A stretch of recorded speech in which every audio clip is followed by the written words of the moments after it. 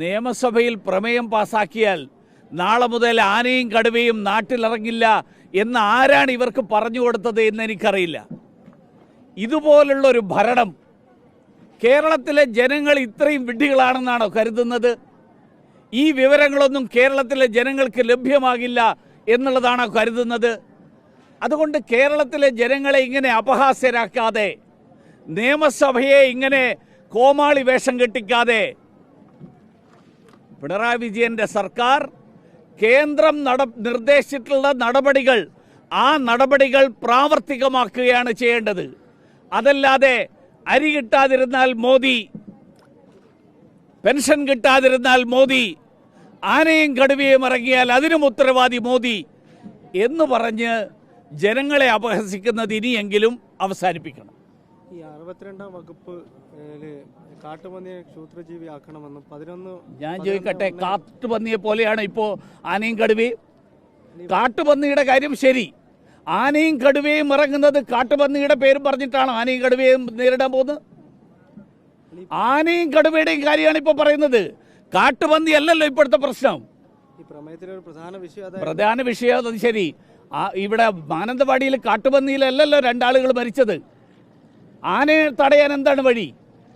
ഈ 11(1)(a) പ്രകാരം ഈ വനം വാച്ചർക്കുള്ള ഒരു അധികാരം അത് കേന്ദ്രം എടുത്തു കളയണമെന്നാണ് പറയുന്നത്. എന്റെ സുഹൃത്തെ, കേന്ദ്ര സർക്കാർ പറഞ്ഞിട്ടുള്ള ഈ കാര്യങ്ങൾ നടപ്പിലാക്കിയോ ഇല്ലയോ? ഈ ചോദ്യം നിങ്ങൾ ആരോടെങ്കിലും ചോദിച്ചോ? നിങ്ങൾ ഈ അഡ്വൈസറി വായിച്ചു നോക്കിയോ? നിങ്ങൾ അവിടുന്ന് പറയുന്നത് നേരെ കേട്ടിട്ട് ഇവിടെ ചോദ്യം ചോദിക്കുന്നതിന് പകരം നിങ്ങൾ ഇതൊക്കെ ഒന്ന് വായിച്ചു നോക്ക്. കേന്ദ്ര ഗവൺമെന്റ് പുറപ്പെടുവിച്ചിട്ടുള്ള അഡ്വൈസറി, കേന്ദ്രം ഉണ്ടാക്കിയിട്ടുള്ള നിയമങ്ങൾ.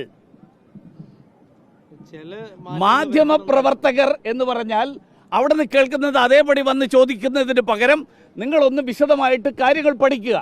ചില മാറ്റങ്ങൾ എന്ന് പറഞ്ഞാൽ ഈ ആനയും കടുവയാണ് ഇപ്പോൾ പ്രശ്നം. ആനയും കടുവയും ഇറങ്ങുന്നതിന് കാരണം കേന്ദ്ര സർക്കാരിന്റെ നിയമമാണെന്ന് പ്രമേയം പാസാക്കി കഴിഞ്ഞാൽ തെറ്റിദ്ധരിപ്പിക്കുകയാണെന്നാണോ? പിന്നെ അല്ലാതെ തെറ്റിദ്ധരിപ്പിക്കല്ല, പച്ചക്കള്ളം പറയുകയാണ്. തെറ്റിദ്ധരിപ്പിക്കലല്ല, പച്ചക്കള്ളമാണ് പറയുന്നത്. ഞാൻ ഈ പറഞ്ഞതിനെ കുറിച്ച് എന്തെങ്കിലും ഈ മന്ത്രിക്ക് മറുപടി പറയാനുണ്ടോ? കേന്ദ്ര സർക്കാർ നിർദ്ദേശിച്ചിട്ടുള്ള കാര്യങ്ങൾ നടപ്പിലാക്കിയോ ഇല്ലയോ? 31 കോടി രൂപ കൊടുത്തത് എങ്ങനെ ചെലവാക്കി? നിങ്ങൾ ചോദിക്കൂ, മറുപടി പറയട്ടെ, ഞാൻ അതിന് മറുപടി പറയാം. ഈ നിയമത്തിലെ ചില വ്യവസ്ഥകൾ മാറ്റണമെന്ന് മാത്രമാണ്. ഏത് നിയമത്തിലെ? ആനയും കടുവയും ഇറങ്ങുന്നതിന് കാരണം ഈ നിയമത്തിലെ വ്യവസ്ഥകൾ മാറ്റിയാൽ ആനയും കടുവയും ഇറങ്ങുന്നത് ഇല്ലാതാവോ?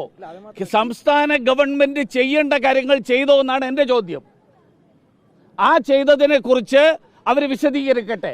അത് കഴിഞ്ഞിട്ട് നിയമത്തിൽ എന്തെങ്കിലും പോരായ്മയുണ്ടെങ്കിൽ നമുക്ക് ആലോചിക്കാം. ആന ഇറങ്ങുന്നതിന്, കടുവ ഇറങ്ങുന്നതിന് കേന്ദ്ര സർക്കാർ നിർദ്ദേശം കൊടുത്തിരിക്കുന്നു, ഇന്ന കാര്യങ്ങൾ ചെയ്യണം. എന്ത് ചെയ്തു? ഒന്നും ചെയ്തിട്ടില്ല. എന്തൊക്കെ ചെയ്തു നിങ്ങൾക്കറിയാമോ? നിങ്ങൾക്കറിയാമെങ്കിൽ നിങ്ങൾ ആരെങ്കിലും ഒന്ന് പറയും.